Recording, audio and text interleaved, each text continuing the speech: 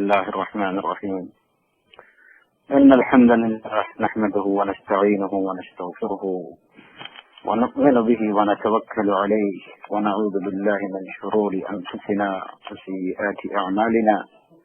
من يهده الله فلا مضل له ومن يضلل فلا هادي له.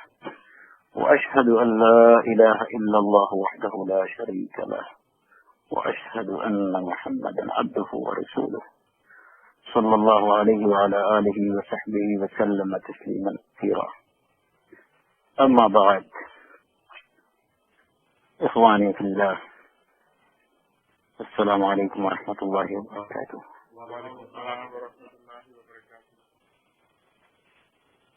আল্লাহ রহমতে বিগত দিনে আমরা কিভাবে দিনের উপরে টিকে থাকা যায়, এই ফিতনার যুগে দিনের উপরে কিভাবে টিকে থাকা যায়, দিনের উপরে টিকে থাকার মাধ্যম কি কি বা কি কি উপায় অবলম্বন করতে পারি, আমরা সে বিষয়ে আলোচনা করছিলাম। এবং সেখান থেকে যে দুই তিনটি বিষয় আমরা আলোচনা করছিলাম সেগুলো হচ্ছে যে দিনের উপরে অটল এবং অবিচল থাকার একটা বিশেষ উপায় এবং অবলম্বন হচ্ছে কোরআনে কারীমের সাথে যে সম্পর্ক জোরদার করা। দ্বিতীয়ত আমরা বলছিলাম যে আল্লাহ সুবহানাহু ওয়া তাআলা দ্বীনকে, শরিয়তে ইসলামিয়াকে আঁকড়ে ধরা এবং নেক কাজ করা। তৃতীয় উপায় যে বিষয়ে আমরা আলোচনা করছিলাম সেটা হচ্ছে যে নবী রাসূল আলাইহিস সালাতু ওয়াস সালাম গণের জীবনের উপরে আলোকপাত করা, তাদের জীবন বৃত্তান্ত যেগুলো কোরআনে কারীমে এবং সুন্নাত নববীতে যে সমস্ত নবী রাসূলদের যে সমস্ত ঘটনা বর্ণনা করা হয়েছে সেগুলো নিয়ে চিন্তা করা, সেগুলোকে থেকে শিক্ষা নেওয়া। চতুর্থ যে উপায় অবলম্বন সম্পর্কে আলোচনা হয়েছিল সেটা হচ্ছে যে দোয়া, আল্লাহ সুবহানাহু ওয়া তাআলার কাছে দ্বীনের উপরে অটল এবং অবিচল থাকার জন্য প্রার্থনা করা, যেন আল্লাহ সুবহানাহু ওয়া তাআলা আমাদেরকে এর উপরে টিকে থাকার তৌফিক দান করেন। দ্বীনে ইসলামের উপরে অটল এবং অবিচল থাকার আরেকটি বিশেষ উপায় এবং অবলম্বন মাধ্যম হলো আল্লাহর জিকির, আল্লাহ সুবহানাহু ওয়া তাআলার জিকির। আল্লাহর জিকির বলতে কি বোঝায়? সম্ভবত আমি এ বিষয়ে আপনাদের সাথে আগে আলোচনা করছিলাম যে আসলে আমাদের সমাজে জিকির বলতে যে সমস্ত যে বিষয়গুলোকে বোঝানো হচ্ছে এগুলো আসলে মোটেও জিকির না। যেমন কেউ বিশেষ করে আমাদের বাঙালি সমাজে বা যে সমাজের মধ্যে কোরআন এবং সুন্নাহর চর্চা নেই, তারা জিকির বলতে হয়তো বুঝেন ইল্লাল্লাহ ইল্লাল্লাহ কিংবা আল্লাহ আল্লাহ কিংবা হু হু, এইগুলা। আসলে এগুলা কোনো জিকির না।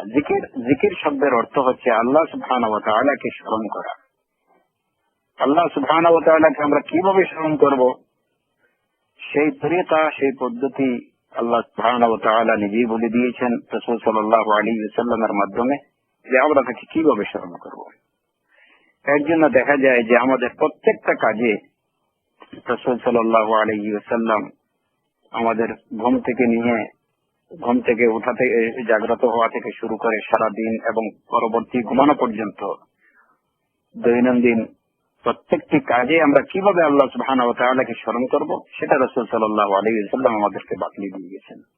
যেমন ঘুমানোর সময় আমরা কি দোয়া পড়ব, ঘুম থেকে উঠে আমরা কি দোয়া পড়ব, খাওয়ার সময় কি পড়ব, ইস্তেঞ্জার সময় কি পড়ব, এই সবগুলোই আল্লাহ সুবহানাহু ওয়া তাআলা তার রাসূল সাল্লাল্লাহু আলাইহি ওয়াসাল্লামের মাধ্যমে আমাদেরকে বলে দিয়ে গেছেন। আর এগুলো পড়াই হচ্ছে মূলত জিকির, আল্লাহকে স্মরণ করা। এই যে এই স্মরণটা হলো আমরা অন্তর দিয়ে যেভাবে স্মরণ করবো ঠিক এভাবে আমরা মুখ দিয়েও এই দোয়াগুলো পাঠ করে পড়ে আমরা আল্লাহ সুবহানাহু ওয়া তাআলার জিকির করতে পারি। রাসূল সাল্লাল্লাহু আলাইহি ওয়াসাল্লামের যে সমস্ত জিকিরের যে পদ্ধতি, জিকিরের যে শব্দ, কিভাবে জিকির করব, কি জিকির করব, রাসূল সাল্লাল্লাহু আলাইহি ওয়াসাল্লামের বাতলে দেয়া জিকির ব্যতীত অন্য কোন ভাবে যদি আমরা আল্লাহর জিকির করি তাহলে সেটা আল্লাহর জিকির হবে না এবং সেটা আমাদের কোনো কাজে আসবে না। তো দ্বীনের উপরে অটল এবং অবিচল থাকার জন্য আল্লাহ সুবহানাহু ওয়া তাআলার জিকির তথা আল্লাহ সুবহানাহু ওয়া তাআলাকে স্মরণ করা, সবসময় আল্লাহকে স্মরণ করা, এটা হচ্ছে একটা বিশেষ উপায় এবং বিশেষ মাধ্যম। আল্লাহ সুবহানাহু ওয়া তাআলা কোরআনে কারীমে বলতেছেন, ফাযকুরুনি আযকুরকুম ওয়াশকুরু লি ওয়া লা তাকফুরুন, তোমরা আমাকে স্মরণ করো, আমি তোমাদেরকে স্মরণ করব, তোমরা আমার শুকর আদায় করো এবং আমার আমার আমার নিয়ামতের নিয়ামতকে অস্বীকার করো না। এবং মুমিনদের সম্পর্কে বলা হয়েছে, আল্লাযীনা ইয়াযকুরুনাল্লাহা কিয়ামান ওয়া কুউদা ওয়া আলা জুনুবিহিম ওয়া ইয়াতাফাক্কারুনা ফি খালকিস সামাওয়াতি ওয়াল আরদ, যে যারা আল্লাযীনা ইয়াযকুরুনাল্লাহা কিয়ামান ওয়া কুউদা, যারা দণ্ডায়মান অবস্থায়, বসা অবস্থায়, শোয়া অবস্থায়, সর্বাবস্থায় আল্লাহ সুবহানাহু ওয়া তাআলা জিকির করেন। তো সেই জিকিরের অর্থ কি? যে আমি সব সময় যে আল্লাহ সুবহানাহু ওয়া তাআলা তিনি আমার মাবুদে হাকিকি, তিনি আমার রব, তিনি আমার খালিক মালিক, এই সব কিছু আল্লাহর যে একমাত্র, এই সব কিছুর মালিক একমাত্র আল্লাহ সুবহানাহু ওয়া তাআলা, এই বিশ্বাস সবসময় অন্তরে পোষণ করা, এটাও কিন্তু একটা মানে এটাই হচ্ছে জিকিরের একটা সবচেয়ে বড় জিকির হলো এটা, যে মানুষ প্রত্যেকটা মুমিন মুসলিম তার অন্তরে সব সময় এইটুকু খেয়াল রাখবে যে আল্লাহ সুবহানাহু ওয়া তাআলাই আমার সব, আল্লাহকে স্মরণ করবে।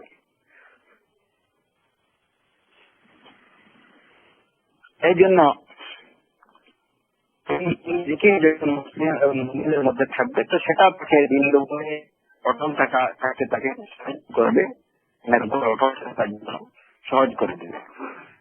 কোরআনে সুবহানাহু ওয়া তাআলা বলতেছেন, ইয়া আইয়ুহাল্লাযীনা আমানু ইযা লাকীতুম ফিআতান ফাসবুতু ওয়াযকুরুল্লাহা কাসীরা, যে হে ইমানদাররা, যখন তোমরা ইযা লাকীতুম ফিআ, যখন তোমরা কোন দলের মুখের সাথে সাক্ষাৎ করবে, অর্থাৎ যুদ্ধের ময়দানে যখন কোন দলের সাথে তোমাদের সংঘর্ষ হবে, তোমাদের দেখা পাবে, ফাসবুতু, তখন তোমরা দৃঢ়পদ থাকো, অটল থাকো, অবিচল থাকো, ওয়াযকুরুল্লাহা কাসীরা, এবং বেশি বেশি আল্লাহকে স্মরণ করো। এই আয়াত থেকে আমরা এটাই বুঝতে পারি, এবং সালাফে সালেহিন রাহিমাহুমুল্লাহ আজমাইন তারা এটাই বুঝেছেন যে সাবাত আলা দীনিল্লাহ, দ্বীনের উপরে অটল এবং অবিচল থাকার সাথে জিকিরের একটা বিশেষ সম্পর্ক রয়েছে। আল্লাহর স্মরণের একটা বিশেষ সম্পর্ক রয়েছে দ্বীনের উপরে অটল এবং অবিচল থাকার। এর থেকে বোঝা যায় যে জিকিরুল্লাহ কিংবা আল্লাহর স্মরণ, এটা আল্লাহর দ্বীনের উপরে টিকে থাকার একটা বিশেষ মাধ্যম।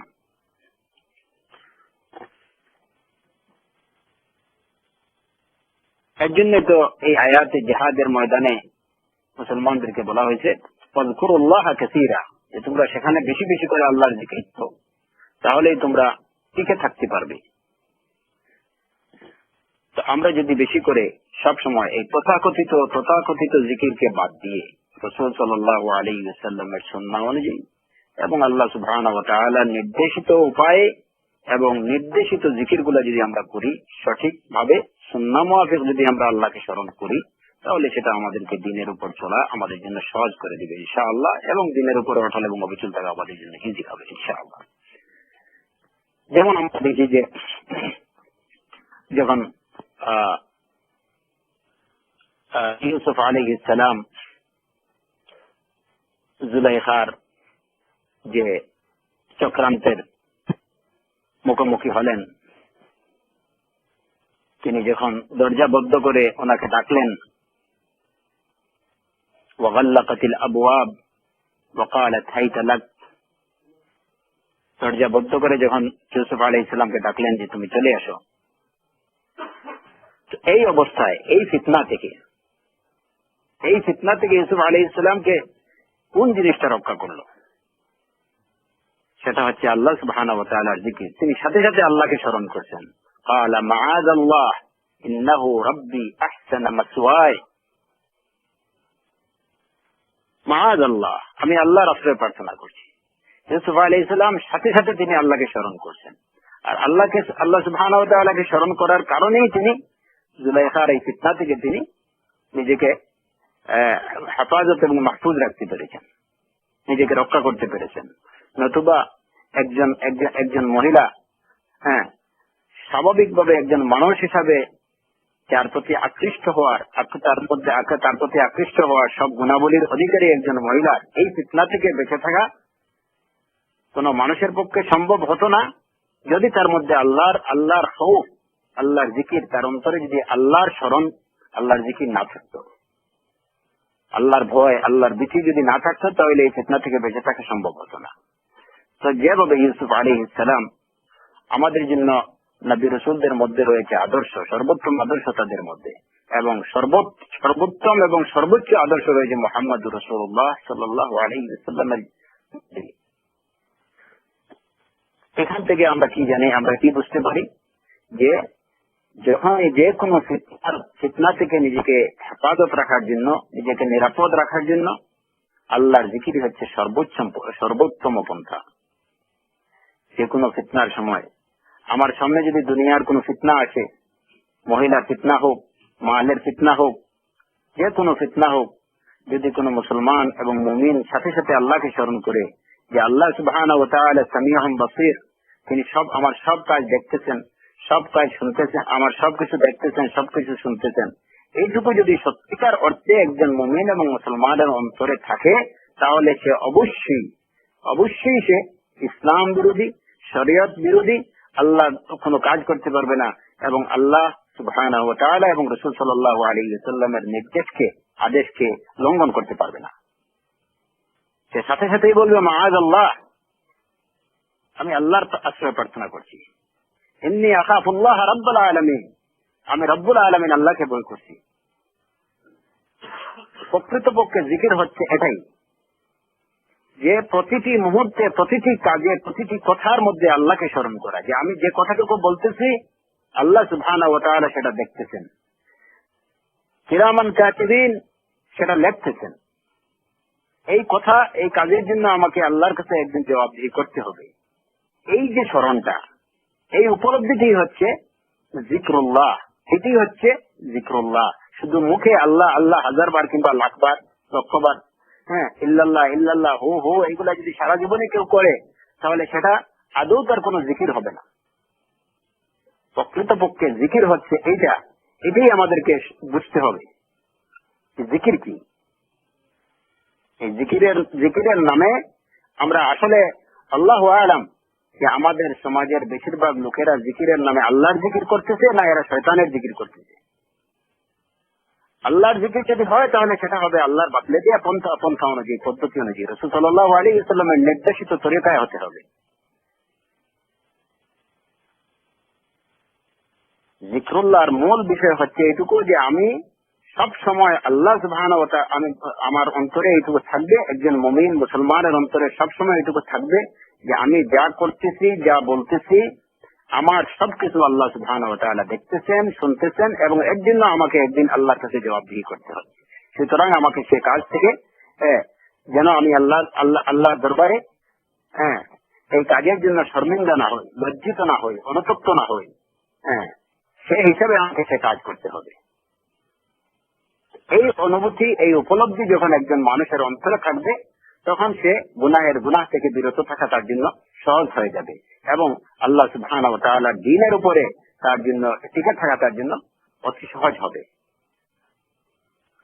একজন মুমিন যখন মনে করবে যে আল্লাহ সুবহানাহু ওয়া তাআলা বলেছেন, ইন্নাল্লাযীনা ক্বালু রাব্বুনাল্লাহ সুম্মা ইসতাকামু তাতানাজ্জালু আলাইহিমুল মালায়েকা আল্লা তাখাফু ওয়া লা তাহজানু আবশিরু বিল জান্নাতিল্লাতী কুনতুম তুআদুন। যে যারা আল্লাযীনা আমানু, ইন্নাল্লাযীনা ক্বালু রাব্বুনাল্লাহ, যারা বলে যে আল্লাহ আমার রব, সুম্মা ইসতাকামু, এরপরে এই কথার উপরে তারা অটল থাকে। শুধু মুখ দিয়ে রব বলেই নেই, শেষ নয়। কথা বলবে যে আল্লাহ আমার রব, এটা মুখ দিয়ে বলবে, অন্তর দিয়ে বলবে। সুম্মা ইসতাকামু, এই কথার উপরে অটল এবং অবিচল থাকবে। তাতানাজ্জালু আলাইহিমুল মালায়েকা, যারা এরকম করে, তাতানাজ্জালু আলাইহিমুল মালায়েকা, তাদের প্রতি ফেরেশতারা নিয়ে আসেন, ফেরেশতারা আসেন এই বার্তা নিয়ে, আল্লাহ তাখাফু ওয়া লা তাহজানু, যে তোমাদের কোনো ভয় নেই, তোমাদের কোনো চিন্তা নেই, ওয়া আবশিরু বিল জান্নাহ, তোমরা জান্নাতের সুসংবাদ গ্রহণ করো, আল্লাতী কুনতুম তুআদুন, যে জান্নাতের ওয়াদা তোমাদেরকে দেওয়া হয়েছে। একজন মুমিন যখন এইটুকু বলবে, আয়াতে কি বলা হয়েছে সেটা আমাদের দেখার বিষয়। আল্লাযীনা ক্বালু রাব্বুনা আল্লাহ, যারা বলে আল্লাহ আমাদের রব, সুম্মা ইসতাকামু, এরপরে এই কথার উপরে অটল থাকে। আল্লাহকে রব বলল, এরপরে এই কথার উপরে, এই আকীদার উপরে সে অটল থাকবে। তার কাজে, তার জীবনের প্রত্যেকটা কথায়, প্রত্যেকটা কাজে, আচরণে, সবকিছুতে সে এই কথার, এই যে স্বীকৃতি যেটা দিল যে আল্লাহ সুবহানাহু ওয়া তাআলা আমার রব, আল্লাহ আমার রব, এই স্বীকৃতির প্রতিফলন ঘটবে তার জীবনের প্রতিটি কাজে, প্রতিটি কথায়, প্রতিটি আচরণে। তাহলেই ফেরেশতারা তার প্রতি নাজিল হবেন। কি নিয়ে? ওই বার্তা নিয়ে যে তোমার জন্য আর কোনো ভয় নেই, তোমার কোনো চিন্তা নেই। ওয়া আবশিরু বিল জান্নাহ, তুমি জান্নাতের সুসংবাদ গ্রহণ করো। এই যে এই কথাটা আল্লাহ সুবহানাহু ওয়া তাআলা যে এই যে ওয়াদা, এই ওয়াদার কথা যখন একজন মুমিন মুসলমানের অন্তরে থাকবে, হ্যাঁ, তখন সে কোরআন বিরোধী, সুন্নাহ বিরোধী, শরিয়াতে ইসলামিয়া বিরোধী কোনো কাজ করতে পারবে না, সে কোনো কাজ করবে না। গুনাহের কাজ থেকে সে অবশ্যই বিরত থাকবে, কারণ তার অন্তরের মধ্যে আল্লাহ সেই ওয়াদা আছে। ইন্নাল্লাযীনা ক্বালু রাব্বুনাল্লাহ সুম্মা ইসতাকামু তাতানাজ্জালু আলাইহিমুল মালাঈকাতু আল্লা তাখাফু ওয়া লা তাহজানু ওয়া আবশিরু বিল জান্নাতিল্লাতী কুনতুম তুআদুন। আল্লাহ সুবহানাহু ওয়া তাআলা এর পরের আয়াতে বলছেন, নাহনু আউলিয়াউকুম ফিল হায়াতিদ দুনিয়া ওয়া ফিল আখিরাহ, আমি তোমাদের ওলি দুনিয়াতে এবং আখিরাতে। দুনিয়াতেও আমি তোমাদের ওলি, আখিরাতেও আমি তোমাদের ওলি। একজন মুমিন যখন এইটুকু মনে করবে যে আল্লাহ আমার অভিভাবক, আল্লাহ আমার গার্জিয়ান, আল্লাহ আমার রাকিব, আল্লাহ আমার হাফিজ, এই স্মরণটুকু, আল্লাহর এই স্মরণটুকু যদি তার অন্তরে থাকে, তাহলে দিনের উপরে অটল এবং অবিচল থাকা তার জন্য সহজ হবে। যে কোনো ফিতনার মোকাবেলায় যত কঠিন পরিস্থিতির সম্মুখীন হোক, যদি একজন মানুষের অন্তরে আল্লাহ সুবহানাহু ওয়া তাআলার জিকির থাকে, যে সে যদি প্রকৃত অর্থেই আল্লাহকে স্মরণ করে, তাহলে সে ফিতনা, সেই অবস্থা, পরিস্থিতি, সে যত কঠিনই হোক, সেটা তার জন্য অত্যন্ত সহজ মনে হবে, অত্যন্ত সহজ হয়ে যাবে। ইমাম আউজাঈ রাহিমাহুল্লাহ, ইব্রাহিম আলাইহিস সালাতু ওয়াস সালাম, আম্বিয়া আলাইহিস সালাম সহ অন্যান্য উলামায়ে কিরাম, ইমাম আহলে সুন্নাহ ইমাম আহমদ ইবনে হাম্বল রাহিমাহুল্লাহ, এরা এই যে জালিম শাসকের এত অত্যাচার, এত নির্যাতনের মুখোমুখি হয়েছেন, কিন্তু এগুলো তাদের কাছে আসলে তাদেরকে কোন রকম তাদের ইমানকে বিচলিত করতে পারেনি। তারা সর্বদাই নিজেদের আকীদা, বিশ্বাসে অটল এবং অবিচল ছিলেন। কিসের জুড়ে, কিসের কারণে তারা অবিচল থাকতে পারছেন? তাদের অন্তরে ছিল জিক্রুল্লাহ। তারা জানতেন যে হয়তো আমরা এই দিনের উপরে টিকে থাকার কারণে, আল্লাহ সুবহানাহু ওয়া তাআলার এই হুকুম মেনে চলার কারণে আমার উপরে এই ফিতনা আসছে। এই ফিতনাটা হলো কি আমার খুবই সাময়িক, এই ফিতনাটা খুবই সাময়িক, কিন্তু এর পরিবর্তে আমার আল্লাহ সুবহানাহু ওয়া তাআলা আমাকে ওই ওয়াদা দিয়েছেন, ইন্নাল্লাযীনা ক্বালু রাব্বুনাল্লাহ সুম্মা ইসতাকামু তাতানাজ্জালু আলাইহিমুল মালাঈকা আল্লা তাখাফু ওয়া লা তাহজানু ওয়া আবশিরু বিল জান্নাহ। এই ওয়াদার কথা যখন মনে আসবে, তখন তার কাছে দুনিয়ার যত বড় ফিতনা হোক, যত কঠোর আযাব শাস্তি হোক না কেন, সেটাকে তার কাছে তুচ্ছ মনে হবে, খুবই নগণ্য মনে হবে। যে দুনিয়ার আযাব, এটা তো খুব সামান্য সময়ের জন্য। আমি দিনকে মেনে চলার কারণে, সুন্নাহকে মেনে চলার কারণে আমার উপরে যে মুসিবতই আসুক, সে মুসিবতটা হবে খানিক সময়ের জন্য, অল্প সময়ের জন্য। বেশি থেকে বেশি এটা চূড়ান্ত পরিণতি হয়তো আমার মৃত্যু, এই দুনিয়া থেকে আমার চলে যাওয়া, এর বেশি কিছু না। আর এর পরিবর্তে আমি কি পাইতেছি? আবশিরু বিল জান্নাহ, আল্লাহ সেই ওয়াদা, যে জান্নাতের সুসংবাদ নাও, কোনো চিন্তা নেই, কোনো ভয় নেই তোমাদের, তোমরা জান্নাতের সুসংবাদ নাও। যখন একজন মুসলমান এই আল্লাহর এই কথাটা স্মরণ করবে, তখন যে কোনো পরিস্থিতিতে, যে কোনো ফিতনার মোকাবেলায় টিকে থাকা তার জন্য সহজ হবে ইনশাআল্লাহ। আল্লাহ সুবহানাহু ওয়া তাআলা সর্বাবস্থায় আমাদেরকে এর উপরে টিকে থাকার তৌফিক দান করুন এবং আমাদের অন্তরকে সব সময় তার স্মরণের মধ্যে রাখুন। আমাদের অন্তর যেন সব সময় আল্লাহর জিকিরের মধ্যে মশগুল থাকে, আমরা সঠিকভাবে যেন আল্লাহর জিকির করতে পারি।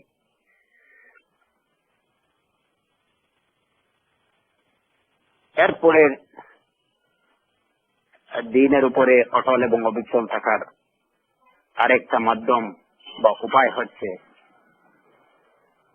সঠিক রাস্তায় চলা, সঠিক পথে চলা। আমাদেরকে চলতে হবে সঠিক পথে। বাতিল পথ অবলম্বন করে যদি আমি আল্লাহর জিকির করি, আল্লাহর স্মরণ আমার মধ্যে থাকে, তাহলে সেটা আমার জন্য কোনো কাজ হবে না। আমাকে সঠিক পথে চলতে হবে। দিনের উপরে টিকে থাকতে হলে অবশ্যই সঠিক পথে চলতে হবে। সেই সঠিক পথটা কি? এই সঠিক পথ হচ্ছে আহলুস সুন্নাহ ওয়াল জামাতের পথ। যে পথ ধরে আহলুস সুন্নাহ ওয়াল জামাতগণ চলেছেন, এটা হচ্ছে আহলুস সুন্নাহ ওয়াল জামাতের পথ। যেটা হচ্ছে তাইফা মানসুরার পথ, সাহায্যপ্রাপ্ত দলের পথ। যেটা হচ্ছে ফিরকাতুন নাজিয়ার অনুষ্ঠিত পথ। যেটা হচ্ছে মুহাম্মদুর রাসূলুল্লাহ সাল্লাল্লাহু আলাইহি ওয়াসাল্লামের অনুষ্ঠিত পথ, হিদায়াহ। প্রত্যেকটা মুসলমানকে দিনের উপরে টিকে থাকতে হলে অবশ্যই তাকে সঠিক পথে চলতে হবে। আর সঠিক পথ বাদ দিয়ে যদি কেউ জিকরুল্লাহ করে, কেউ কোরআনে কারীম তিলাওয়াত করে, কেউ যদি কাসাসুল আম্বিয়া তাদাব্বুর করে, ওইগুলো নিয়ে চিন্তা করে, ওইগুলো কোনো কাজ হবে না। তাকে অবশ্যই সবকিছুর পূর্ব শর্ত হলো যে তাকে চলতে হবে সঠিক পথে, সিরাতে মুস্তাকিমের উপরে তাকে চলতে হবে। সেই সিরাতে মুস্তাকিম কোনটা? সিরাতে মুস্তাকিম হচ্ছে মুহাম্মদুর রাসূলুল্লাহ সাল্লাল্লাহু আলাইহি ওয়াসাল্লামের অনুসৃত এবং তার নির্দেশিত পথ, হিদায়াত। যে রাস্তা তিনি দেখিয়ে গেছেন, যে রাস্তা দিয়ে সাহাবায়ে কেরাম চলে গেছেন, যে রাস্তা দিয়ে তাবেঈনগণ চলে গেছেন। উলাইকাল্লাযীনা হাদাহুমুল্লাহ ফাবিহুদাহু মুক্তাদি। তাদেরকে আল্লাহ সুবহানাহু ওয়া তাআলা হেদায়েত দিয়েছেন, ফাবিহুদাহু মুক্তাদি, তোমরা তাদের পথ অনুসরণ করো। আমরা যদি তাদের পথ অনুসরণ করি, তাহলে আমরা দ্বীন ইসলামের উপরে আমরা টিকে থাকতে পারবো ইনশাআল্লাহ। এই জন্য রাসূল সাল্লাল্লাহু আলাইহি ওয়াসাল্লাম বলছেন যে ইহুদিগণ, নাসারাগণ তারা 72 দলে বিভক্ত হয়েছে, আর আমার উম্মতগণ 73 দলে বিভক্ত হবে। وستفترق هذه الأمة في 73 فرقة। 73 দলে আমার উম্মত বিভক্ত হবে। كلهم في النار إلا واحدة। এদের সবাই জান্নাতে, মাত্র একটি দল ছাড়া। রাসূল সাল্লাল্লাহু আলাইহি ওয়াসাল্লামকে জিজ্ঞেস করা হলো, মান হুম ইয়া রাসূলুল্লাহ, এরা কারা? প্রত্যুত্তরে রাসূল সাল্লাল্লাহু আলাইহি ওয়াসাল্লাম বললেন, উম্মা আনা আলাইহি আল ইয়াউম ওয়া আসহাবি। যে পথের উপরে আজ আমি এবং আমার সাহাবাগণ আছেন, সেই পথের অনুসারী যারা, একমাত্র তারাই হলো ফিরকাতুন নাজিয়া, মুক্তিপ্রাপ্ত দল। তারাই বিভ্রান্তি থেকে, পথভ্রষ্টতা থেকে মুক্ত সে দলই যারা আমার এবং আমার সাহাবায়ে কিরামের অনুষ্ঠিত পথের অনুসরণ করে চলবে এবং চলে। এর জন্য যদি আমরা পথভ্রষ্ট না হতে চাই, যদি আমরা বিভ্রান্ত না হতে চাই, তাহলে অবশ্যই আমাদেরকে সিরাতে মুস্তাকিম তথা রাসূল সাল্লাল্লাহু আলাইহি ওয়াসাল্লামের প্রদর্শিত পথ, সাহাবায়ে কেরামদের প্রদর্শিত পথে চলতে হবে। তারা যে পথে চলে গেছেন, আমাদেরকে সে পথে চলতে হবে। সিরাতাল্লাযীনা আন'আমতা আলাইহিম, তাদের পথ যাদেরকে আল্লাহ সুবহানাহু ওয়া তাআলা অনুগ্রহ করেছেন, মিনান নাবিয়্যিন ওয়াস সিদ্দীকিন ওয়াশ শুহাদা'i ওয়াস সালিহিন। নবীগণের পথ, সিদ্দীকীনদের পথ, শহীদগণের পথ এবং সৎকর্মশীলদের পথ। সেই সালাফে সালেহিনের পথ আমাদেরকে অনুসরণ করতে হবে। তাইফা মানসুরার পথ আমাদেরকে অনুসরণ করতে হবে। ফিরকাতুন নাজিয়ার পথ আমাদেরকে অনুসরণ করতে হবে। আর এখানে আমরা কেউ যেন একথা না বুঝি যে তাইফা মানসুরা এরা হলেন একদল, ফিরকাতুন নাজিয়া এরা হলেন আরেক দল। হ্যাঁ, কিংবা সালাফে সালেহিন এরা হলেন আরেক দল না। এইটা ফিরকা আহলে সুন্নাহ ওয়াল জামাতের নামে হলো যে আহলে সুন্নাহ ওয়াল জামাত যারা, তারাই হলেন ফিরকাতুল নাজিয়া, এরাই হলেন আত-তাইফাতুল মানসুরা, এরাই হলেন as-সালাফ as-সালিহুন, এরাই হচ্ছেন সালাফে সালেহিন। আমাদেরকে সালাফে সালেহিন রিদওয়ানুল্লাহি আলাইহিম আজমাইন তাদের পথ অনুসরণ করতে হবে এবং তাদের পথ অনুসরণ করলে অবশ্যই আমরা বিভ্রান্ত হব না, পথভ্রষ্ট হব না। এবং যদি এই পথের উপরে আমরা অটল এবং অবিচল থাকতে চাই, তাহলে একমাত্র সিরাতে মুস্তাকিমের কোন বিকল্প, সিরাতে মুস্তাকিমের অনুসরণের কোন বিকল্প নেই। যেমন আজকে আমাদের সমাজে তথা দুনিয়াব্যাপী, সারা দুনিয়াব্যাপী ইসলামের নামে মুসলমানদের মধ্যে যারা বিপদগামী, পথভ্রষ্ট, মুবতাদিঈন যারা আজকে বিদআত করতেছে, খুরাফাত করতেছে, শিরক করতেছে, আমরা যদি দেখি যে তাদের এই শিরকের, এই বিদআত, শিরক করার, তাদের বিদআত করার কারণটা, তাহলে সেখানে কারণ একটাই পাওয়া যাবে যে এরা যে পথ অনুসরণ করছে সেটা তাইফাতুল মানসুরা, আত-তাইফাতুল মানসুরা ফিরকাতুন নাজিয়ার পথ না, সেটা সালাফে সালেহিনদের পথ তারা অনুসরণ করছে না। যার কারণেই তারা বিদআতে লিপ্ত হয়ে গেছে, যার কারণেই তারা তাদের কথায় কাজে শিরক পাওয়া যাচ্ছে, হ্যাঁ, যার কারণেই তারা আজকে শিরক থেকে সিরাতে মুস্তাকিম থেকে বিপদগামী হয়ে গেছে। দুনিয়ার কোথাও আপনি এমন একটা লোক খুঁজে পাবেন না যে সঠিকভাবে, যথাযথভাবে সালাফে সালেহিন রিদওয়ানুল্লাহি আলাইহিম আজমাইনদের পথ অনুসরণ করছে আর সে বিদআত করছে, এমন একটা লোক পাবেন না। যারা এই সঠিক পথ অনুসরণ করে চলছেন, সালাফে সালেহিনের অনুসরণ করে চলছেন, তাদেরকে আল্লাহ সুবহানাহু ওয়া তাআলা হেদায়েত দিয়েছেন। হ্যাঁ, তাদের মধ্যে কোন ধরনের বিদআত নেই, কোন ধরনের কুসংস্কার নেই, কোন ধরনের শিরক নেই।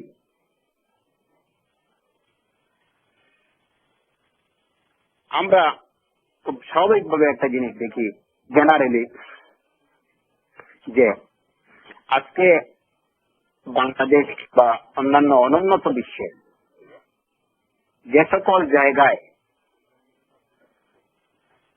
কিছু কিছু মুসলমানরা বিভিন্ন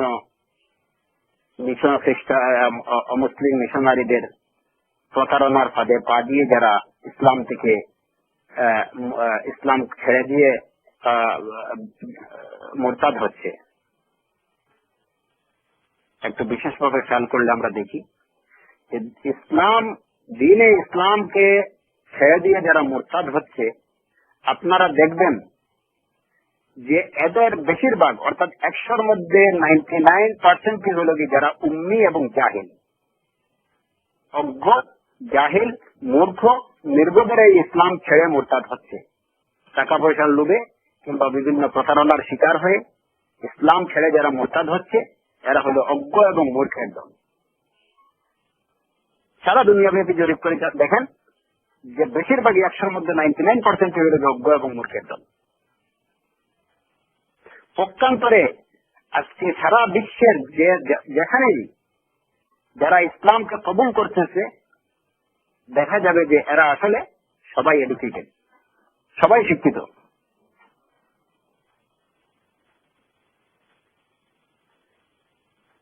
এটা হলো কি জেনারেলি যারা ইসলাম কবুল করতেছে এদের এবং ইসলামকে ছেড়ে যারা যাচ্ছে এদের একটা তফাৎ।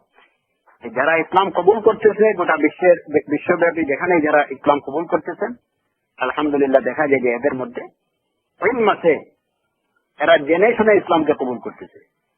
আর যারা ইসলাম পরিত্যাগ করতেছে মাআযাল্লাহ, এরা বেশিরভাগ হলো অজ্ঞ মূর্খের দল, যারা নিজের দিন সম্পর্কে কিছুই জানে না,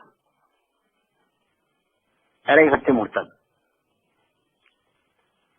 এমনি ভাবে মুসলমানদের মধ্যে আমরা যদি জরিপ করি তাহলে দেখা যাবে যে আজকে বিদআত, খুরাফাত, শিরক, এই সমস্ত এই যে বিভ্রান্তি এবং ভ্রষ্টতা, গুমরাহি যাদের মধ্যে দেখা যাচ্ছে, এদের সবাই হলো যারা সিরাতে মুস্তাকিম থেকে দূরে, যারা সালাফে সালেহিনের অনুসৃত পথ থেকে দূরে,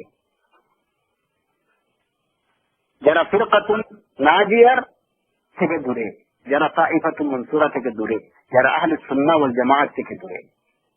হ্যাঁ, এখানে আহলুস সুন্নাহ বলতে যারা বিদআত করতেছে, যারা শিরক করতেছে, এরাও নিজেদেরকে আহলুস সুন্নাহ বলে দাবি করে।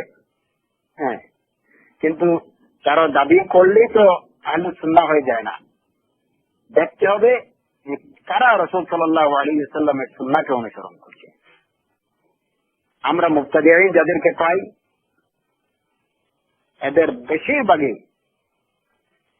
বেশিরভাগই না বরঞ্চ এদের প্রায় সবাই দেখা যাবে যে এরা সুন্নাত থেকে দূরে। সালাফে সালেহিন রিদওয়ানুল্লাহি আলাইহিম আজমাইনদের পথ থেকে দূরে, রাসূল সাল্লাল্লাহু আলাইহি ওয়াসাল্লামের পথ থেকে দূরে, সাহাবায়ে কেরামদের পথ থেকে এরা দূরে, যার কারণে এরা পথভ্রষ্ট। এদের মধ্যে বেদাত দেখা দিয়েছে, এদের মধ্যে খুরাফাত এদের মধ্যে শিরক দেখা দিয়েছে। আর যারা আলহামদুলিল্লাহ তবে তাওফীক মিন আল্লাহ, যারা সুন্নাত রাসূল সাল্লাল্লাহু আলাইহি ওয়াসাল্লামকে আঁকড়ে ধরে আছেন, যারা সালাফে সালেহিনের অনুসরণ করতেছেন, আলহামদুলিল্লাহ রাব্বিল আলামিন, আমরা দেখি যে তাদের মধ্যে বিদআত নেই, তাদের মধ্যে খুরাফাত নেই, তাদের মধ্যে শিরক নেই, তারা আছেন সিরাতে মুস্তাকিমের উপরে অটল। এই জন্য আমাদেরকে সিরাতে মুস্তাকিমের উপরে অটল থাকার একটা অন্যতম শর্ত হচ্ছে যে অবশ্যই আমরা সালাফে সালেহিন অনুসরণ করতে হবে।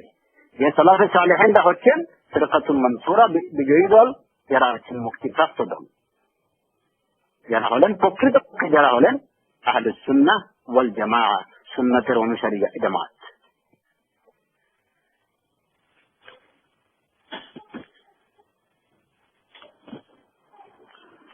এর জন্য যেমন সালাফে সালেহিন এর মধ্যে অনেকেই বলতেন যে আকসারুন নাসি শাক্কান ইনদাল মাউতি আহলুল কালাম, যে মৌতের সময়, মৃত্যুর সময় সন্দেহবাদী হয়ে মারা যায় যে সমস্ত লোক, এদের মধ্যে বেশিরভাগই হচ্ছে আহলুল কালাম, যারা ওই যুক্তিবাদী যারা, এরাই কিন্তু মৃত্যুর সময় সন্দেহবাদী হয়ে মারা যায়। যারা দিনকে যুক্তির উপরে নির্ভরশীল, যুক্তি নির্ভর মনে করে, যারা নিজের যুক্তি অনুযায়ী যেটা পড়ে সেটাকে মানে, যারা সুন্নতের অনুসরণ করে না, যারা কালামের অনুসরণ করে, যারা নিজেদের কালাম, ইলমুল কালাম, যুক্তিবিদ্যার অনুসরণ করে,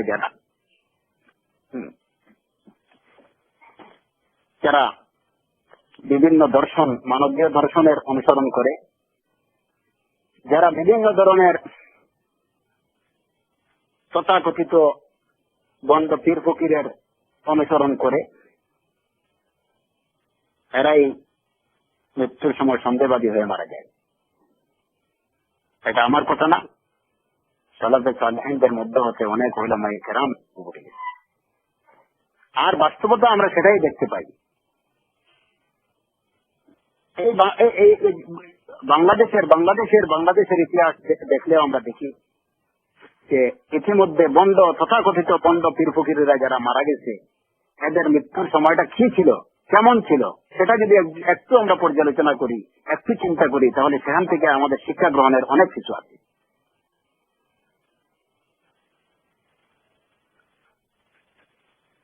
কারণ মৃত্যুর সময়টা হচ্ছে এমন একটা সময়, ইউসাব্বিতুল্লাহুল্লাযীনা আমানু বিল কওলিস সাবিতি ফিল হায়াতিদ দুনিয়া ওয়া ফিল আখিরাহ। আল্লাহ আমার রব, সে কথা বলছে যারা মনে প্রাণে এবং নিজের সারা জীবন একথার উপরে যারা অটল এবং অবিচল থেকেছে, কেবল মৃত্যুর সময় তারা ঈমান এবং ইসলামের উপরে অটল এবং অবিচল থাকতে পারে। আর যারা সারা জীবন সিরাতে মুস্তাকিম থেকে দূরে, মৃত্যুর সময় তাদের সিরাতে মুস্তাকিমের উপরে ফিরে আসা, এটা আশা করা যায় না।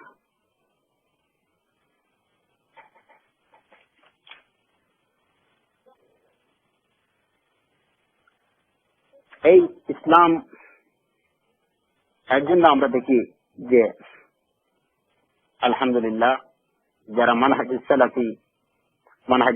সালেহিন যারা অনুসরণ করে চলেন, আল্লাহ সুবহানাহু ওয়া তাআলা তাদেরকে শিরক থেকে, বিদআত থেকে, খুরাফাত থেকে বাঁচিয়ে রাখেন। আর যারা তাদের এই মানহাজ থেকে আকীদাতুস সালাফ থেকে যারা দূরে থাকে তাদের অবস্থা হয় অত্যন্ত করুণ। ইসলামের শুরুতেই দেখা যায় যে আসলে ইসলাম মুসলমান এবং অমুসলিমদের মধ্যে যে পার্থক্যটা ছিল, হ্যাঁ, সেটা অত্যন্ত স্পষ্ট ছিল। আমি আগে যে কথাটা বললাম, যারা ইসলাম থেকে সরে মোরতাদ হয়, ইসলামকে বাদ দিয়ে যারা ইসলাম ধর্ম ত্যাগ করে যারা মোরতাদ হয়, আপনারা দেখবেন যে এদের অধিকাংশই হল কি অজ্ঞ মূর্খের দল। আর যারা ইসলামকে কবুল করছে তারা বেশিরভাগই শিক্ষিতের দল। আপনি কোথাও পাবেন না যে একজন সালাফি রাসূল সাল্লাল্লাহু আলাইহি ওয়াসাল্লামের সুন্নতের প্রকৃত অনুসারী কেউ কখনো তার দ্বীনকে, তার মানহাজকে ত্যাগ করছে, এমন একটা দৃষ্টান্ত কোথাও খুঁজে পাবেন না। যে পক্ষে সুন্নাহকে কবুল করছে, পরবর্তীতে সে এই সুন্নাহকে বাদ দিয়ে বেদাতকে অনুসরণ করছে, এমন লোক খুবই কম পাওয়া যাবে। হ্যাঁ, মাঝে মধ্যে অনেকে কেউ নিজের এই যে নফসের দ্বারা প্রতারিত হয়ে হয়তো বিভিন্ন লোভ লালসার শিকার হয়ে কখনো হয়তো তার মধ্যে কোন ধরনের বিভ্রান্তি চলে আসতে পারে, কিন্তু পরক্ষণেই দেখা যায় যে সে আল্লাহ সুবহানাহু ওয়া তাআলার দরবারে তওবা করে ফিরে যাচ্ছে। আর এ ধরনের যারা হচ্ছে, যে যারা হয়তো বিভিন্ন কারণে জাগতিক বিভিন্ন লোভ লালসা এগুলার হয়তো প্রতারণার শিকার হয়ে যদি কখনো তার থেকে সুন্নাহ বিরোধী কোনো কাজ হয়ে যায়, হ্যাঁ, সুন্নাহ বিরোধী কাজ যারা করে এদের সংখ্যা সালাফিদের মধ্যে খুবই কম। যদিও দুই একজন করে থাকেন তাহলে দেখা যায় যে এরা কিছুক্ষণ পরেই আল্লাহ সুবহানাহু ওয়া তাআলার কাছে তওবা করতেছেন, তাওবাতান নাসুহা, এরা আবার আল্লাহর কাছে ফিরে যাচ্ছেন। কোথাও এই ধরনের একটা এক্সাম্পল পাওয়া যাবে না যে একজন সালাফি দাওয়া সালাফিয়া কবুল করার পরে সেটাকে তিনি আবার বাদ দিয়ে বেদাতের দাওয়াত কবুল করছেন, এমন পাওয়া যাবে না। এমনি ভাবে এই কথাটাই আমরা দেখি যে যখন হেরাকাল আবু সুফিয়ানকে জিজ্ঞেস করেছিলেন যে মুহাম্মদ সাল্লাল্লাহু আলাইহি ওয়াসাল্লামের অনুসারীরা কেমন, হ্যাঁ, তাদের গুণাগুণ কি, হেরাকাল আবু সুফিয়ানকে প্রশ্ন করেছিলেন যে তাদের মধ্য থেকে কেউ কি হয়তো ঘৃণায় কিংবা রাগে এরা কি কখনো যারা মুহাম্মদের দিন কবুল করে এদের মধ্যে কেউ কি মুরতাদ হয়, দিন পরিত্যাগ করে, ঘৃণা ভরে মুহাম্মদের দিনকে ত্যাগ করে? এর জবাবে আবু সুফিয়ান তখন কাফির ছিলেন, কিন্তু এরপরেও উনি যে সত্যটা স্বীকার করতে বাধ্য হয়েছেন যে না, যারা মুহাম্মদের দিন কবুল করে এরা কিন্তু মুহাম্মদের দিনকে পরিত্যাগ করে না। তাহলে প্রকৃতপক্ষে যারা মুহাম্মদুর রাসূলুল্লাহ সাল্লাল্লাহু আলাইহি ওয়াসাল্লামের দিনকে অনুসরণ করবে এরা এই দিন থেকে কখনো সরতে পারে না। যারা তাদের জীবনের সর্বক্ষেত্রে এই দিনকে অনুসরণ করে চলে তারা কখনো এই দিন থেকে বিপদগামী হতে পারে না। আবু সুফিয়ান কাফির অবস্থায় এই সত্যের স্বীকারোক্তি দিচ্ছেন। আর এরই পরিপ্রেক্ষিতে হেরাকাল কি বলছিলেন যে ওয়াকাযালিকাল ঈমান হিনা তুখালিতু বাশাশাতুহুল কুলুব, যে ঈমান এমনই হয়, ঈমান বিল্লাহ এমনই হয় যে এটা যখন কলবের সাথে মিশে যায়, ঈমানের স্বাদ যখন অন্তর পেয়ে যায় তখন সেটা থেকে আর বিচ্ছিন্ন হতে চায় না। যারা প্রকৃতপক্ষে ঈমানের স্বাদ পায় তারা কখনো ঈমান থেকে দূরে যেতে পারে না। এদের অন্তর যখন ঈমানের সত্যিকার টের পেয়ে যায় তখন তাদের অন্তর কখনো ঈমান থেকে সরতে পারে না। এরা সব সময় ঈমানের উপরে, ইসলামের উপরে অটল এবং অবিচল থাকে। কারা সরে ঈমান থেকে, কারা সরে ইসলাম থেকে, কারা সরে? যারা প্রকৃতপক্ষে ঈমানকে বুঝতে পারেনি, যারা প্রকৃতপক্ষে মুসলমান হতে পারেনি, মুমিন হতে পারেনি, ইসলামকে যারা বুঝতে পারেনি এরাই দিন থেকে সরে। যারা সুন্নাহকে বুঝতে পারেনি এরাই দিন থেকে সরে, এরাই বিদআত করে, এরাই খুরাফাত করে, এরাই শিরক করে। কিন্তু অপরপক্ষে আমরা যদি চাই যে আলহামদুলিল্লাহ আমরা দেখব আমাদের মুসলমানদের মধ্যে অনেক মুবতাদিঈন আছেন যারা ঘৃণা ভরে তাদের বিদআত পরিত্যাগ করে দাওয়া সালাফিয়া কবুল করছেন। এর এক্সাম্পল আলহামদুলিল্লাহ কয়েকশো আছে, আমাদের সিলেটেই কয়েকশো আছে, এবং এর এক্সাম্পল দুনিয়াতে হাজার হাজার। কিন্তু ওই ধরনের এক্সাম্পল যে সালাফিয়া কবুল করার পরে কেউ আবার বেদাতে ফিরে গেছে, লা আ'লাম, আমার জানা নাই, আল্লাহু আ'লাম এই ধরনের হাজার এক্সাম্পল পাওয়া যাবে কিনা। আর যদি পাওয়া যায় তাহলে তার অতীত ইতিহাস ঘাটলে দেখা যাবে যে সে প্রকৃতপক্ষে সালাফিয়া কি, মানহাজুস সালাফ কি, আকীদাতুস সালাফ কি, সালাফে সালেহিনের আকীদা কি ছিল, তাদের মানহাজ কি ছিল, সেটা সে বুঝতে পারেনি এবং সে সত্যিকার মুমিন হতে পারেনি, যার কারণে পরবর্তীতে এখান থেকে সরছে। আর যারা সবকিছু বুঝে শুনে সত্যিকার ভাবে সালাফে সালেহিনের অনুসরণ করতে পারছেন বিশ্বাসের দিক দিয়ে এবং আকীদা এবং মানহাজ সর্বদিক দিয়ে যারা বিজয়প্রাপ্ত দল এবং মুক্তিপ্রাপ্ত দল আহলে সুন্নাতের অনুসরণ করতে পারছেন, তারা কখনো সেখান থেকে বিপদগামী হয়নি, সেখান থেকে ফিরে যায়নি। কিন্তু বিদআতীদের আলহামদুলিল্লাহ প্রত্যেক দিনই দুনিয়ার কোথাও না কোথাও আপনি দেখবেন যে মুসলমানদের মধ্যে যারা মুবতাদি, যারা বেদাতি, সে তার বেদাতকে পরিত্যাগ করে সুন্নাহকে কবুল করতেছে, আলহামদুলিল্লাহ।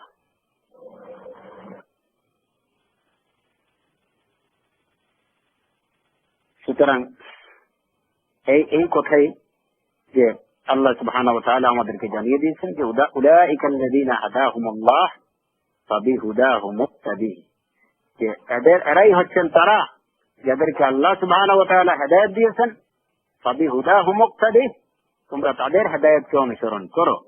এবং একথাই রাসূল সাল্লাল্লাহু আলাইহি ওয়াসাল্লাম বলছেন, আলাইকুম বিসুন্নতি ওয়া সুন্নাতিল খুলাফা'iর রাশিদিন আল মাহদিয়্যিন তামাসসাকু বিহা ওয়া আদ্দু আলাইহা বিন নওয়াজিজ, যে তোমরা এবং আমার পরে খুলাফায়ে রাশিদের সুন্নাতকে, খুলাফায়ে রাশিদিনের সুন্নাহকে তোমরা আঁকড়ে ধরো, তামাসসাকু বিহা ওয়া আদ্দু আলাইহা বিন নওয়াজিজ, মায়ের দাঁত দিয়ে সেটাকে কামড়ে ধরো এই সুন্নাহকে। একথাই রাসূল সাল্লাল্লাহু আলাইহি ওয়াসাল্লাম অন্য হাদিসে বলছেন যে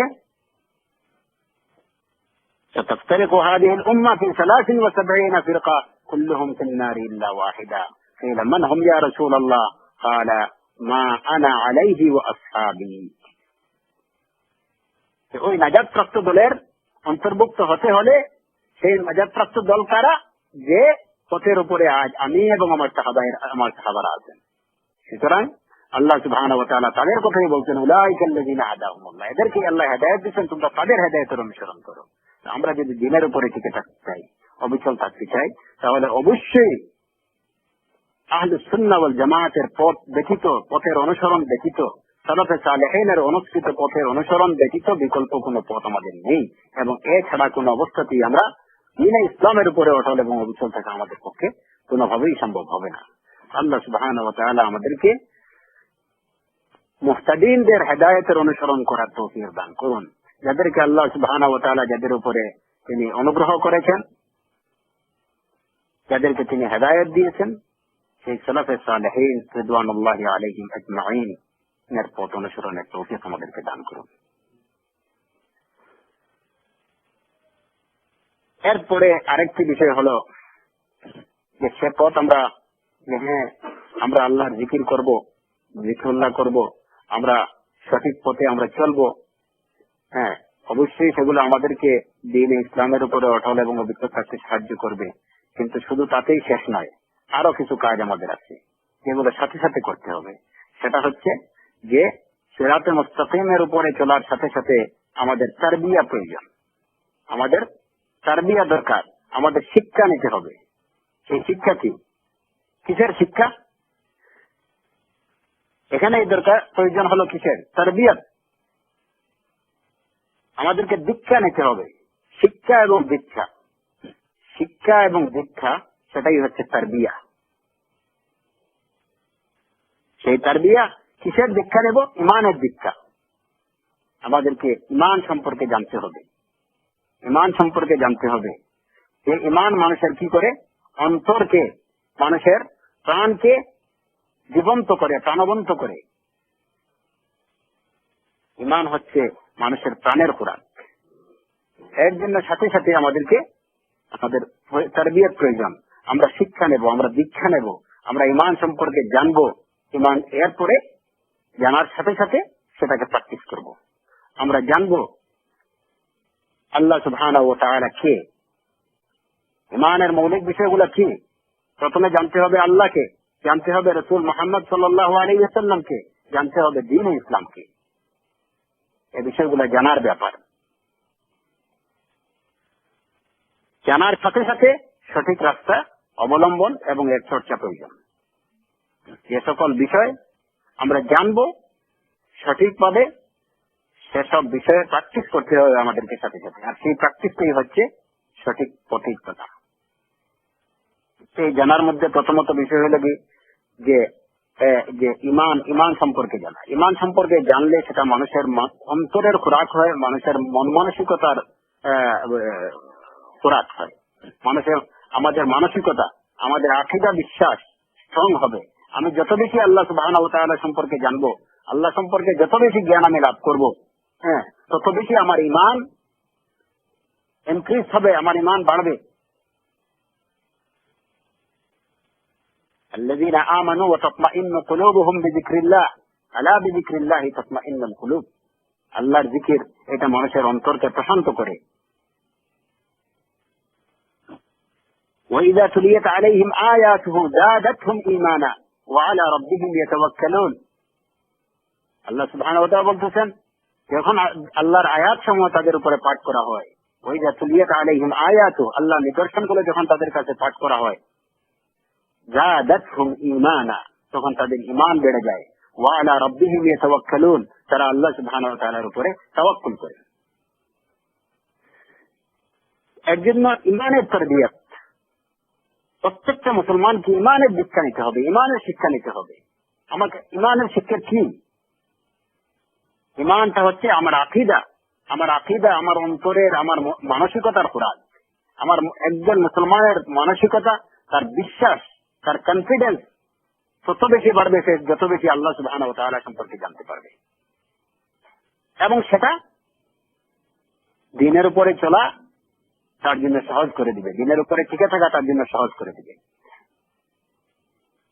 একজন মুসলিম, একজন মুমিন যখন সে জানতে পারবে যে আমি ভয় করলে আল্লাহ সুবহানাহু ওয়া তাআলাকে ভয় করব, আমি যদি আশা করি তাহলে আল্লাহর কাছেই আশা করব, আমি যদি কাউকে ভালোবাসি তাহলে আল্লাহ সুবহানাহু ওয়া তাআলাকেই ভালোবাসবো। এই কথাগুলো যখন সে বুঝতে পারবে, তার অন্তরের মধ্যে এই বিশ্বাসটা থাকবে এবং সে যখন জানবে, তখন স্বাভাবিকভাবে সে আল্লাহ ব্যতীত দুনিয়ার কাউকে ভয় পাবে না।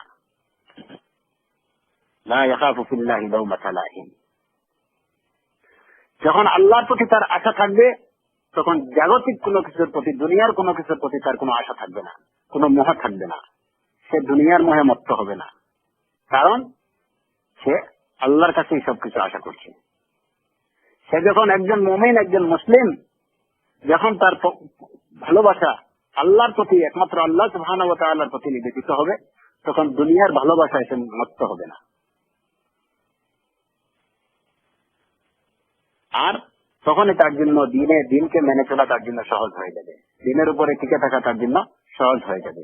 এর জন্য যে আমাদের প্রত্যেককে ইমানের তারবিয়ত, আমাদের আকীদার তারবিয়ত, আকীদা শিক্ষা করতে হবে। আমি যত বেশি আমার ইসলামী আকীদা সম্পর্কে জানবো, আমার ঈমান, আমার অন্তর, আমার মন মানসিকতা তত বেশি স্ট্রং হবে এবং সেটা আল্লাহ সুবহানাহু ওয়া তাআলার প্রতি, আল্লাহর সাথে সম্পর্ক তত বেশি নিবিড় হবে। আমি যত বেশি আমার মাবুদকে জানবো, মাবুদের সাথে আমার সম্পর্ক তত বেশি নিবিড় হবে।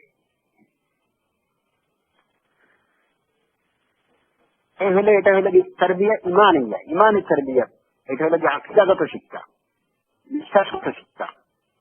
এগুলো আমাদেরকে চর্চা করতে হবে।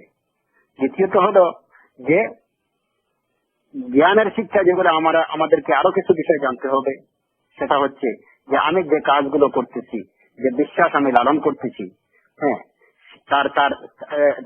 সেটাকে আমি সঠিক দলিল সহ আমি সেটা জানবো। ইলম থাকতে হবে। মুসলমানের মুমিনের প্রত্যেকটা কাজ হবে দলিল সহকারে, দলিল ছাড়া সে কোনো কাজ করবে না। সেই দলিল সম্পর্কে জানা, সেই দলিল সম্পর্কে জানার অভ্যাস করা, সেই দলিল সম্পর্কে জানার জন্য চেষ্টা করা, হ্যাঁ, যে আমি যা করতেছি সেটার দলিল কি। কারণ ইসলাম, দ্বীনে ইসলামের কোনো কাজ দলিল ছাড়া না। প্রত্যেকটি কাজের দলিল রয়েছে, প্রমাণ রয়েছে এবং সঠিক প্রমাণ রয়েছে। এর জন্য যে আমি নামাজ পড়বো, কিভাবে নামাজ পড়বো, কেন পড়বো, কিভাবে আমি নামাজ কিভাবে পড়বো আমাকে জানতে হবে। কেন আমি এভাবে পড়বো সেটার দলিল আমাকে জানতে হবে। আমি কেন বুকের উপরে হাত বাঁধবো, এর পিছনে আমার কোন স্ট্রং দলিল আছে কি না সেটা আমাকে জানতে হবে। আমি কেন আমিন জুড়ে বলবো, এটা কি রাসূল সাল্লাল্লাহু আলাইহি ওয়াসাল্লাম বলেছেন, তার কি কোনো সুস্পষ্ট প্রমাণ আছে, সঠিক প্রমাণ আছে, সেটা আমাকে জানতে হবে এবং জেনেই আমাকে আমল করতে হবে। এর জন্য হলো যে দিনের উপরে টিকে থাকার জন্য আমাদেরকে এমনি তারবিয়ত, জ্ঞানের চর্চা, জ্ঞানের দীক্ষা নিতে হবে, শিক্ষার দীক্ষা নিতে হবে।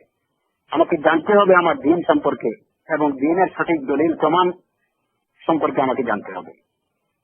যেমন আজকে যদি কেউ একজন মুসলমান নাবির নিচে হাত বাঁধলো নামাজে, এখন তাকে যদি প্রশ্ন করা হয় যে আপনি কেন এখানে বাঁধলেন, আপনার এটা প্রমাণ কি, আর সে প্রমাণ যদি তার কাছে না থাকে, সে যদি সে প্রমাণ দিতে না পারে, তাহলে অবশ্যই সে যে কাজটুকু করতেছে এই কাজের প্রতি তার একটা দুর্বলতা এসে যাবে, যে হ্যাঁ আমি অবশ্যই, সে মানসিকভাবে দুর্বল হয়ে পড়বে। অবশ্যই আমি যে কাজটা করতেছি আমার কাছে এর কোনো দলিল নেই, হ্যাঁ, কিংবা আমার কাছে যে দলিলটা আছে সে দলিলটা খুবই উইক, যে প্রমাণটা আছে এই প্রমাণটা খুবই দুর্বল। এতে করে সে মানসিকভাবে দুর্বল হয়ে যায়। পক্ষান্তরে একজন মুসলমানকে যদি জিজ্ঞেস করা হয় যে আপনি কেন বুকের উপরে হাত বাঁধছেন, আপনার দলিল কি, তখন সে সাথে সাথে কি দিতে পারবে, যে বুকের উপরে হাত বাঁধার সুস্পষ্ট এবং সঠিক দলিল সুন্নাহ থেকে, হাদিস থেকে সেটা সে প্রমাণ করতে পারবে। যার কারণে সে যখনই বুকে হাত বাঁধবে তখন তার মনের মধ্যে একটা, তার এই যে মন মানসিকতা অত্যন্ত স্ট্রং থাকে, যে আমাকে যে কেউ প্রশ্ন করুক আমার কাছে প্রমাণ আছে। আর যদি প্রমাণ না থাকে তাহলে আমি যখন মসজিদে গিয়ে বুকের উপরে হাত বাঁধবো, আমি যদি তার প্রমাণ সম্পর্কে না জানি, সেই দলিলটা সম্পর্কে না জানি, তখন হয়তো মনের মধ্যে সবসময় একটা খুঁতখুঁতে ভাব থাকবে যে কখন জানি কে কি বলে আর কখন কে আটকে ফেলে আমি কি বলবো, হ্যাঁ, তখন তো কিছু বলতে পারবো না। তখন সারা মসজিদের লোকেরা বলে যে আপনি আমরা সবাই বাঁধতেছি এক জায়গায় হাত, আর আপনি বাঁধলেন আরেক জায়গায়, ওইটার দলিল কই, তাহলে কি বলবো, ওই বছর নেই হয়তো সে তার নামাজটা পুরা পড়বে। কিন্তু যে তার এই কাজের সঠিক দলিল সম্পর্কে অবগত, সে যখন আল্লাহু আকবার বলে দাঁড়াবে, তার এই সমস্ত বিষয় নিয়ে তার আর কোনো চিন্তা করতে হবে না। তার মনে সবসময় এটা থাকবে যে আমি যা করতেছি সেটা করতেছি উইথ এভিডেন্স, আমার সাথে প্রুফ আছে, আমার সাথে দলিল আছে, আমার সাথে এভিডেন্স আছে। আমি যখনই দুনিয়ার যে কেউ চাই আমি সাথে সাথে সেটা পেশ করতে পারবো। এর জন্য প্রত্যেক মুসলমান এবং মুমিনের উচিত যে দিনের উপরে টিকে থাকার জন্য সে যে দিন চর্চা করতেছে সেটার সঠিক সুস্পষ্ট দলিল সম্পর্কে অবহিত হওয়া এবং সেই শিক্ষার জন্য সর্বদা চেষ্টা করা, সেটা জানার জন্য চেষ্টা করা। জাগতিক ভাবে আমরা যেমন দেখি যে আপনি একটা উদাহরণ আমি পেশ করছি বিষয়টা আরো পরিষ্কার হওয়ার জন্য, যে আজকে একজন লোক একটা জায়গা, একটা জমি খরিদ করছে কোথাও, তার কাছে যদি ওই জমির রিলেটেড সঠিক কাগজপত্র থাকে এবং সে ওই জমিটা যদি বাউন্ডারি না করে এমনিতেই ফেলে রাখে, তারপরেও তার মন থাকে অত্যন্ত প্রশান্ত এবং টেনশন ফ্রি, তার মনের মধ্যে কোনো টেনশন থাকে না, সে মানসিকভাবে অত্যন্ত স্ট্রং থাকে যে কেউ আমার জায়গা দখল করে অসুবিধা কি, ওইটা আমি আমার সঠিক কাগজপত্র আছে, দলিল আছে, ওইটা আমি কোর্টে সাবমিট করলে কোর্টই আমার জায়গা ফিরিয়ে দেবে, ওইটা নিয়ে তার কোনো টেনশন নেই। দলিল আছে, আমার সব কাগজপত্র, অথেন্টিক কাগজপত্র আমার কাছে আছে, তার মানসিকতা থাকে অত্যন্ত স্ট্রং, ওই নিয়ে তার কোনো চিন্তা থাকে না। পক্ষান্তরে কেউ যদি ওই বেজালি কোনো জমি যদি খরিদ করে, তাহলে সবসময় তার দেখবেন যে আপনি রাতারাতি ওই জায়গাতে বাউন্ডারি টাউন্ডারি দিয়ে তারপরে সাইনবোর্ড টাইনবোর্ড ঝুলিয়ে কোনোভাবে নিজেকে নিজের মালিকানা প্রতিষ্ঠিত করা যায়, জমির কোনোভাবে করে রাখাচ্ছে, ওই টেনশনে বেচারা সারা রাত্রে ঘুম হয় না। আর যার সঠিক কাগজপত্র আছে ওই বেচারা ওইটা নিয়ে কোনো টেনশনই করে না যে ওইটা আমার জমি কে নেবে, যেহেতু কাগজপত্র সব আমার কাছেই আছে। প্রত্যেক মুসলমান এবং মুমিনের উচিত যে সে যে উত্তরাধিকারী সূত্রে সে তার কাছে নবীর সাল্লাল্লাহু আলাইহি ওয়াসাল্লামের ওয়ারাসাত যেটা পেয়েছে, নবী সাল্লাল্লাহু আলাইহি ওয়াসাল্লাম যেটা আমাদের কাছে রেখে গেছেন, যে মিরাস, সেই মিরাসটা হলো দ্বীন ইসলামের মিরাস। যে কাগজপত্র, যে দলিল রাসূল সাল্লাল্লাহু আলাইহি ওয়াসাল্লাম আমাদেরকে দিয়ে গেছেন, সেটা যদি আমি সঠিকভাবে হ্যান্ড ওভার করতে পারি, আমার কাছে যদি সঠিকভাবে আমি আমার আয়ত্তে নিতে পারি, তাহলে আমার আর কোনো চিন্তা নেই। আমি আমার দ্বীনের উপরে, রাসূল সাল্লাল্লাহু আলাইহি ওয়াসাল্লাম যে দ্বীনের উপরে আমাদেরকে রেখে গেছেন, সেই দ্বীনের উপরে আমরা অটল এবং অবিচল থাকতে পারবো। যদি রাসূল সাল্লাল্লাহু আলাইহি ওয়াসাল্লামের হ্যান্ড ওভার করে দেয়া কাগজপত্র, যদি দলিলগুলো যদি আমাদের কাছে থাকে, তারাকতু ফীকুম আমরাইন লান তাদিল্লু মা তামাসসাকতুম বিহিমা কিতাবুল্লাহ ওয়া সুন্নতি। আমি তোমাদের কাছে দুটো জিনিস রেখে গেলাম, একটা হচ্ছে আল্লাহ কিতাব কোরআন কারীম, আর অপরটি হচ্ছে আমার সুন্নাহ। এই দুটোকে যদি তোমরা সঠিকভাবে আঁকড়ে থাকো, লান তাদিল্লু মা তামাসসাকতুম বিহিমা, তাহলে অবশ্যই তোমরা বিপদগামী হবে না, বিভ্রান্ত হবে না, যতক্ষণ পর্যন্ত এই দুটোকে তোমরা আঁকড়ে থাকবে। এই দুটোই হচ্ছে আমাদের দ্বীন ইসলামের সব দলিল। যে দ্বীনকে অনুসরণ করছি, আমি যে দ্বীনকে প্র্যাকটিস করছি, সে দ্বীনের সুস্পষ্ট দলিল হচ্ছে কোরআন কারীম এবং সুন্নাতুর রাসূল সাল্লাল্লাহু আলাইহি ওয়াসাল্লাম। আমার দলিল সম্পর্কে আমাকে অবগত হতে হবে, আমাকে জানতে হবে। জানি তা অবশ্যই আমাকে আমার দিন থেকে কেউ বিভ্রান্ত এবং বিপদগামী করতে পারবে না। দিনের উপরে টিকে থাকার জন্য, অটল এবং অবিচল থাকার জন্য দলিল সম্পর্কে জানতে হবে এবং সাথে সাথে সেটা মানতে হবে। এবং এরই সাথে সাথে প্রত্যেক মুমিন মুসলমানকে, এবং বিশেষ করে বর্তমান প্রেক্ষাপটে আমাদের প্রত্যেকের, আমরা যেভাবে দ্বীন ইসলামের আকীদা সম্পর্কে জানবো, আকীদা বিশ্বাস সম্পর্কে জানবো, দ্বীনের আমাল সম্পর্কে, আমালের দলিলগুলা, কাজকর্মের দলিল সম্পর্কে আমরা অবহিত হতে হবে। এবং সাথে সাথে বিশ্বের যে সার্বিক অবস্থা, বিশেষ করে যদি সারা বিশ্বের খবর নাই রাখা যায়, সম্ভব না হয়, তাহলে আমি যে সমাজে বসবাস করি সেই সমাজের সার্বিক অবস্থা কি, সে সম্পর্কে আমার কিছু অবগত থাকতে হবে, আমাকে জানতে হবে। ইসলামের দুশ্মনরা কি পরিকল্পনা করতেছে সে সম্পর্কে আমাদের অবগত থাকতে হবে, সে সম্পর্কে একটু খোঁজ খবর রাখতে হবে, এবং কিভাবে সেটাকে প্রোটেক্ট করা যায়, তাদের মোকাবেলা কিভাবে করা যায়, কোরআন এবং সুন্নাহর আলোকে তার পরিকল্পনা আমাদেরকে গ্রহণ করতে হবে। এই কথাটা বিশেষ করে আমাদের জন্য, আমাদের ইখওয়ান যারা, সবার জন্য এইটুকু প্রয়োজন। আমরা যেভাবে একই সাথে আমরা কি করব, আমাদের আকীদা সম্পর্কে জানবো, আমাদের দ্বীন ইসলামের আমাল সম্পর্কে জানবো, এগুলোর দলিল জানবো, সাথে সাথে আমি যে সমাজে বসবাস করতেছি সেই সমাজের অবস্থা সম্পর্কে আমাদেরকে অবহিত থাকতে হবে। আমি কোথায় বসবাস করছি, কি অবস্থার মধ্যে বসবাস করছি, সেখানে কি হচ্ছে, এবং যদি সেখানে বিরূপ কিছু থাকে, প্রতিকূল কোনো অবস্থা থাকে, কোরআন এবং সুন্নাহ বিরোধী যদি কোনো কিছু বিরাজমান থাকে, তাহলে কিভাবে সেটাকে আল্লাহ সুবহানাহু ওয়া তাআলার নির্দেশ এবং রাসূল সাল্লাল্লাহু আলাইহি ওয়াসাল্লামের সুন্নাহ এবং হিকমা অনুযায়ী সেটাকে কিভাবে প্রতিহত করা যায়, সেভাবে কিভাবে তার মোকাবেলা করা যায়, সে সম্পর্কে চিন্তা করতে হবে। শুধু নিজেকে নিয়ে যদি ব্যস্ত হতে পারি তাহলে সেটা হবে না, কারণ সমাজের প্রতি আপনার দায়িত্ব রয়েছে। আমাদের প্রত্যেককে বুঝতে হবে, কু আনফুসাকুম ওয়া আহলিকুম নারা ওয়াকুদুহা আন-নাসু ওয়াল হিজারা। প্রত্যেক মুমিন এবং মুসলিমকে তার অন্তরের খোরাক যোগানোর জন্য যেভাবে আকীদার চর্চা দরকার, আত্মা শিক্ষা করা দরকার, ইসলামের মৌলিক বিশ্বাসাদি সম্পর্কে, বিশ্বাসের বিষয় সম্পর্কে যেভাবে তার অবগত হওয়া দরকার, ঠিক তেমনি তাকে সে যে সমস্ত কাজকর্ম করবে সে সম্পর্কে, সেগুলোর সঠিক দলিল প্রমাণ সম্পর্কেও তার অবগত হওয়া দরকার, সেগুলোর তারবিয়ত নেওয়া দরকার।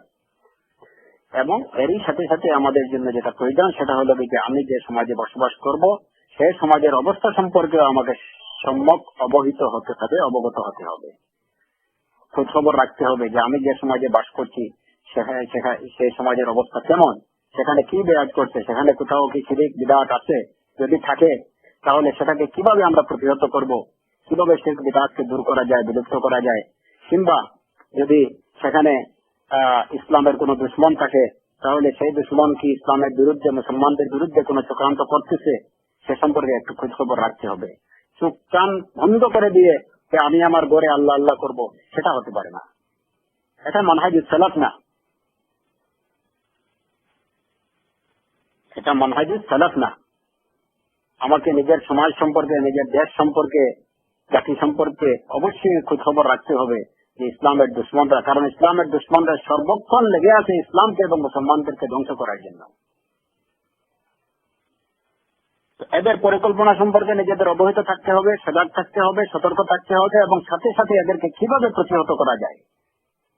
যদি ইসলাম বিরোধী কোনো কার্যকলাপ দেখা দেয় তাহলে সেটাকে কোরআন এবং সুন্নাহর আলোকে, কোরআন এবং সুন্নাহর নির্দেশিত পন্থায় কিভাবে সেটার মোকাবেলা করা যায় সে সম্পর্কে আমাদের চিন্তা করতে হবে, সে সম্পর্কে জ্ঞান রাখতে হবে। অবশ্যই যদি আমি নিজে শুধু, যারা অনেকেই আছেন যে হয়তো বিভিন্ন খানখান নামে বিভিন্ন শাহী মহল বানিয়ে যারা ওইখানেই বিভিন্ন ধরনের শিরক আর বিদআতের চর্চা করতেছেন, আর বলতেছেন যে হয়তো এটাই ইসলামের খেদমত, এরাও কিন্তু ইসলামের এক প্রকার দুশ্মন। এদেরকে কিভাবে মোকাবেলা করা যায় আহলে সুন্নাহ ওয়াল জামায়াতের অনুসারী প্রত্যেকটা মুসলমানকে সে বিষয়ে চিন্তা করতে হবে। সমাজের কোথায় কি হচ্ছে, কোথায় কবর পূজা হচ্ছে, কোথায় মোমবাতি দেওয়া হচ্ছে, আগরবাতি দেওয়া হচ্ছে, অগ্নি পূজা হচ্ছে, পুষ্প পূজা হচ্ছে, সেগুলোকে কিভাবে প্রতিহত করা যায়। ইসলামের দুশ্মন যেভাবে মুসলমানদের মধ্যে, মুসলমান নামদারি কিছু লোক যেভাবে ইসলামের চরম দুশ্মন, ঠিক এভাবে মুসলমান ছাড়াও যারা আছে, যারা সর্বক্ষণ ইসলাম এবং মুসলমানদের অনিষ্ট করতে চায়, তাদের সম্পর্কে সজাগ থাকতে হবে। শুধু আমি ঘরে বসে যে নিজে আমি দিন শিখলাম, ইমান শিখলাম, আকীদা শিখলাম, ইসলাম শিখলাম, আর সেটা আমি চর্চা করলাম, এটুকুই যথেষ্ট না, ইয়া আখি, এটা আপনার জন্য যথেষ্ট না। ও আনফুসাকুম ওয়া আহলিকুম নারা, আল্লাহ সুবহানাহু ওয়া তাআলা আমাদেরকে নির্দেশ দিচ্ছেন যে তোমরা নিজেরাও বাঁচো, ও আহলিকুম, তোমাদের আহাল, তোমাদের পরিবারকে তোমরা বাঁচাও। সেখানে পরিবার বলতে আমার পরিবার, আমার ঘর, আমার ফ্যামিলি মেম্বার যারা, এরা যেভাবে আমার আহাল, প্রত্যেকটা মুসলমান আমার সমাজে যারা আছে সেরাও আহাল। এই জন্য আমাদের প্রত্যেককে নিজের সামর্থ্য অনুযায়ী চেষ্টা করতে হবে বাতিলকে প্রতিহত করার, এবং বাতিল সম্পর্কে, বাতিলপন্থীদের যে পরিকল্পনা, তাদের ফাঁদ কিভাবে তারা পাচ্ছে, সে ফাঁদকে কিভাবে ভাঙ্গা যায়, কিভাবে সেটা থেকে ইসলামকে এবং মুসলমানদেরকে মুক্ত এবং নিরাপদ রাখা যায়, সে বিষয়ে আমাদেরকে জানতে হবে। এটা হলো তারবিয়ার একটা অংশ। হ্যাঁ, শুধু ঘরে বসে যে আল্লাহ আল্লাহ আর আমি শুধু এখানেই আমার দিন চর্চা করলাম, এতেই আমার দিন পরিপূর্ণতা পেয়ে গেল, না, এমন না। আব্দুল্লাহ ইবনে মুবারক রাহিমাহুল্লাহ একদিন ফুজাইল ইবনে আয়াদকে তিনি একটা চিঠি লিখেছিলেন। যুদ্ধের ময়দান থেকে ফুজাইল ইবনে আয়াদকে তিনি একটি চিঠি লিখেছিলেন। যখন ফুজাইল ইবনে আয়াদ হারামে বসে তখন তিনি ইবাদত করছিলেন, আর আব্দুল্লাহ ইবনে মুবারক আল মুহাদ্দিস আল মুজাহিদ ফি সাবিলিল্লাহ তিনি জিহাদের ময়দানে তখন জিহাদে লিপ্ত। এখান থেকে আব্দুল্লাহ ইবনে মুবারক ফুজাইল ইবনে আয়াদকে উদ্দেশ্য করে লিখেছিলেন, ইয়া আবিদ আল হারামাইন লাউ আবসারতানা লাআলিমতা আন্নাকা ফিল ইবাদাতি তালআবু, যে হে হারামে বসে ইবাদতকারী, ইয়া আবিদাল হারামাইন,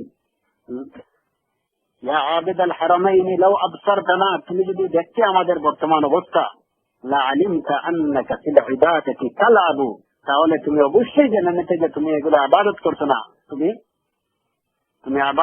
ইবাদতের নামে তুমি তামসা করছো। মান কানা ইয়াগযুবু দীদাহু বিদুমুইহি ফানহুরুনা বিদিমাইনা তাতাখাদ্দাবু, তুমি চোখের পানি দিয়ে তোমার গাল বাঁচাইতেছো, চোখের পানি দিয়ে, চোখের অশ্রু দিয়ে তোমার অশ্রুতে তোমার গাল সিক্ত হচ্ছে, আর ফানহুরুনা বিদিমাইনা তাতাখাদ্দাবু, আর রক্তে আমাদের গর্দান বেঁচে যাচ্ছে, আমাদের গর্দান রক্তে বেঁচে যাচ্ছে। তুমি হারামে বসে ওদের ডুব নিচ্ছ, ওদের দোয়া তুমি টানছো, আর আমরা গোড়ার পায়ের নিচের মাটি আমাদের নাক দিয়ে ঢুকতেছে। এর জন্য যে আমাদের দিন জানতে হবে, দিন মানতে হবে, এটা নিজে যেভাবে করবো, নিজের আহলাল পরিবার, সমাজ, ব্যক্তি, রাষ্ট্র সবার চিন্তায় মাথায় রাখতে হবে, এবং গোটা উম্মতে মুহাম্মদী সাল্লাল্লাহু আলাইহি ওয়াসাল্লাম যাতে দুজখ থেকে নাজাত পায় সেই চিন্তা মাথায় রেখে আমাদেরকে কাজ করতে হবে। আমি শুধু নিজেকে বাঁচাবার চেষ্টা করব, সাথে সাথে সকল উম্মতে মুহাম্মদী সাল্লাল্লাহু আলাইহি ওয়াসাল্লামকে বাঁচানোর জন্য চেষ্টা করতে হবে, এবং এটাই রাসূল সাল্লাল্লাহু আলাইহি ওয়াসাল্লাম করেছেন। সাহাবায়ে কেরামের প্রচেষ্টাও ছিল তাই। এর জন্য নিজের সমাজের আশেপাশে কি ঘটতেছে, কি হচ্ছে, সে বিষয়ে যতটুকু সম্ভব খবর রাখা, এবং সেখানে যদি কোন ধরনের শিরক বিদআত এগুলো থাকে তাহলে সেটাকে নিজের পন্থা অনুযায়ী না, নিজের খেয়াল খুশি অনুযায়ী না, সেটাকে প্রতিহত করতে হবে, সেটার মোকাবেলা করতে হবে ওইভাবে যে পদ্ধতিতে মোকাবেলা করার জন্য রাসূল সাল্লাল্লাহু আলাইহি ওয়াসাল্লাম বলে গেছেন, দেখিয়ে গেছেন, হ্যাঁ সেভাবেই করতে হবে। নতুবা সেখানে আরো বড় ফিতনা দেখা দেবে। এই ব্যাপারে অবশ্যই আমাদের প্রত্যেককে সজাগ এবং সতর্ক থাকতে হবে, এবং অত্যন্ত সতর্কতা সহকারে কাজ করতে হবে, নতুবা ছোট ফিতনা থেকে বড় ফিতনা দেখা দিতে পারে। এরপরে হলো যে এই যে তারবিয়ার আরেকটা বিষয় হলো যে মুসলমান আস্তে আস্তে তার দিনের সব বিষয় সম্পর্কে জানবে, তার অন্তরের খোরাক যেমন নিবে, হ্যাঁ তার মন মানসিকতা এবং অন্তরকে স্ট্রং করার জন্য সে যে খোরাক গ্রহণ করবে, হ্যাঁ নিজের ইলমের ভান্ডারকে বাড়ানোর জন্য, দিন সম্পর্কে জানার জন্য তাকে চেষ্টা করতে হবে, হ্যাঁ তার আল্লাহ সম্পর্কে জানার জন্য চেষ্টা করতে হবে, রাসূল মুহাম্মদ সাল্লাল্লাহু আলাইহি ওয়াসাল্লামকে জানার জন্য তাকে চেষ্টা করতে হবে। এই সব বিষয়গুলো তাকে অবশ্যই দিনের উপরে টিকে থাকতে তাকে সাহায্য করবে ইনশাআল্লাহ। আর এর যে এই যে কথাগুলো, যে দিন সম্পর্কে জানা, আকীদা সম্পর্কে জানলে যে দিনের উপরে চলা সহজ হয়, দিনের উপরে টিকে থাকা সহজ হয়, এটা আমরা দেখি যে রাসূল সাল্লাল্লাহু আলাইহি ওয়াসাল্লামের সময় রাসূল সাল্লাল্লাহু আলাইহি ওয়াসাল্লামের এবং সাহাবায়ে কেরামের দিকে যদি আমরা তাকাই তাহলে কি দেখি? আজকে বিলাল রাদিয়াল্লাহু আনহু, খাব্বাব রাদিয়াল্লাহু আনহু, মুসআব ইবনে উমাইর রাদিয়াল্লাহু আনহু, আলে ইয়াসির, এরা কিভাবে দিনের উপরে টিকে থাকছেন? কোন জিনিসটা তাদেরকে দিনের উপরে টিকে থাকা তাদের জন্য সহজ করে দিল? সেটা হচ্ছে এই তারবিয়া।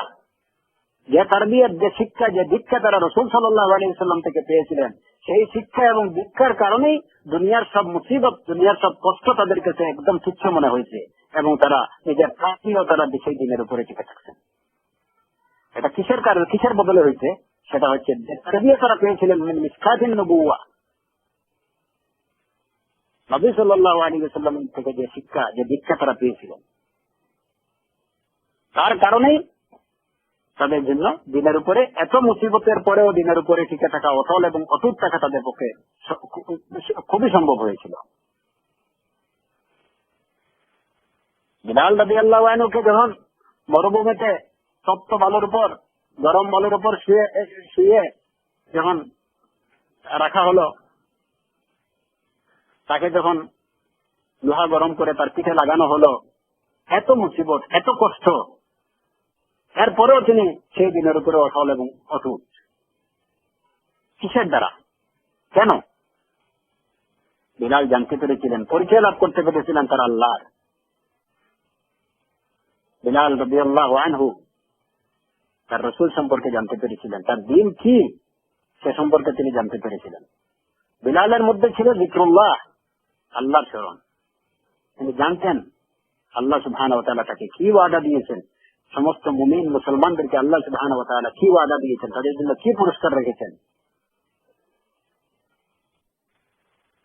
রাসূল সাল্লাল্লাহু আলাইহি ওয়াসাল্লামের যে তারবিয়া ওনারা পেয়েছিলেন, যে শিক্ষা রাসূল থেকে পেয়েছিলেন, ওই শিক্ষার কারণে ওনাদের কাছে দুনিয়ার সব আযাব, সব মুসিবত তাদের কাছে একদম আহওয়ান মনে হয়েছে, একদম সহজ এবং তুচ্ছ নগণ্য মনে হয়েছে। হুনাইনের যুদ্ধের দিকে যদি আমরা তাকাই তাহলে সেখানে কি দেখি? হুনাইনের যুদ্ধের প্রথম অবস্থায় যখন মুসলমানরা প্রায় পরাজিত হয়ে যাচ্ছিলেন, তখন সে সময় রাসূল সাল্লাল্লাহু আলাইহি ওয়াসাল্লামের সাথে যুদ্ধের ময়দানে অটল এবং অবিচল কারা থেকেছেন? কিবারুস সাহাবা, যারা পুরাতন সাহাবায়ে কেরাম যারা, তারাই ছিলেন রাসূল সাল্লাল্লাহু আলাইহি ওয়াসাল্লামের সাথে। এবং নতুন যারা মুসলমান হয়েছেন এদের অধিকাংশ হুনাইনের যুদ্ধে যখন মুসলমানরা প্রায় পরাজিত হওয়ার পথে, তখন ওনারা চলে গেছিলেন। ওনারা বিভিন্ন দিকে ছড়িয়ে ছিটিয়ে গিয়েছিলেন, বিভক্ত হয়ে পড়েছিলেন। কিন্তু সেই মুহূর্ত তারা রাসূল সাল্লাল্লাহু আলাইহি ওয়াসাল্লামের সাথে ছিলেন, তারাই যারা রাসূল সাল্লাল্লাহু আলাইহি ওয়াসাল্লাম থেকে রাসূল সাল্লাল্লাহু আলাইহি ওয়াসাল্লামের কাছে বেশি শিক্ষা এবং তারবিয়া পেয়েছিলেন, যারা ইসলাম গ্রহণ করেছেন, যারা বেশি সময় রাসূল সাল্লাল্লাহু আলাইহি ওয়াসাল্লামের সাথে থাকার সুযোগ লাভ করেছিলেন, যারা বেশি সময় রাসূল সাল্লাল্লাহু আলাইহি ওয়াসাল্লাম থেকে শিক্ষা গ্রহণ করার সুযোগ পেয়েছিলেন, সেই মুহূর্তে মুসলমানদের সেই বিপদের মুহূর্তে তারাই রাসূল সাল্লাল্লাহু আলাইহি ওয়াসাল্লামের সাথে অটল এবং অবিচল থেকেছেন। পক্ষান্তরে যারা নতুন ইসলাম গ্রহণ করেছেন, যারা এখনো পুরোপুরি মিশকাতুন নবুওয়াতের পুরোপুরি শিক্ষা এবং দীক্ষা পাননি, এরাই অনেকটা বিপর্যস্ত হয়ে পড়েছিলেন। তখন যদি আল্লাহ সুবহানাহু ওয়া তাআলা তার ফজল এবং করমে পরবর্তীতে মুসলমানদেরকে আবারও সেই মুসলমানদেরকে তাদেরকে কাফিরদেরকে পরাজিত করে মুসলমানদেরকে বিজয়ী করেছিলেন। ওইখানে দেখা যায় যে যারা তারবিয়ত বেশি পেয়েছেন, তারাই দিনের উপরে সবচেয়ে বেশি অটল এবং অবিচল থাকতে পেরেছেন। আমাদের এই সময়ে বর্তমান যুগে আমাদের শিক্ষা, দ্বীনি শিক্ষা, তারবিয়ত এবং তালিমের কত বেশি প্রয়োজন আমরা সেখান থেকেই বুঝি। যে যত বেশি দিন সম্পর্কে অবগত, তার জন্য দিনের উপর চলা তত বেশি সহজ হবে। যে যত বেশি দিন সম্পর্কে অবগত, দিনের উপরে অটল এবং অবিচল থাকা তার জন্য তত বেশি সহজ হবে। যে দিন সম্পর্কে যত বেশি অজ্ঞ, দিন থেকে সরে যাওয়ার সম্ভাবনা তার জন্য তত বেশি।